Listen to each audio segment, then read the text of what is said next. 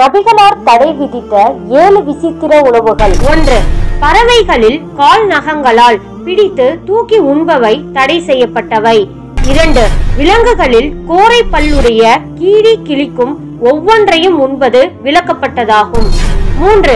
கைபரில் நாட்டு கழுதையின் கறியை உண்ணக்கூடாது என இறை தூதர் ஸல்லல்லாஹு அலைஹி வஸல்லம் அவர்கள் தடை செய்தார்கள்.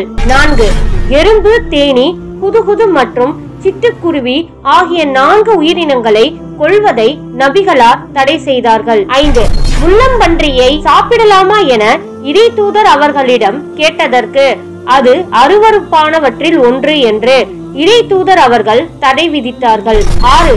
அசுத்தங்களை உண்ணும் கால்நடைகளையும் அவற்றின் பாலையும் உண்ணக்கூடாது என இறை தூதர் ஸல்லல்லாஹு அலைஹி வஸல்லம் அவர்கள் தடை செய்தார்கள். 7. இறை தூதர் ஸல்லல்லாஹு அலைஹி வஸல்லம் அவர்களிடம் ஒரு மருத்துவர் தவளை குடித்து அதை மருந்துக்காக உபயோகிக்கலாமா என கேட்டார்.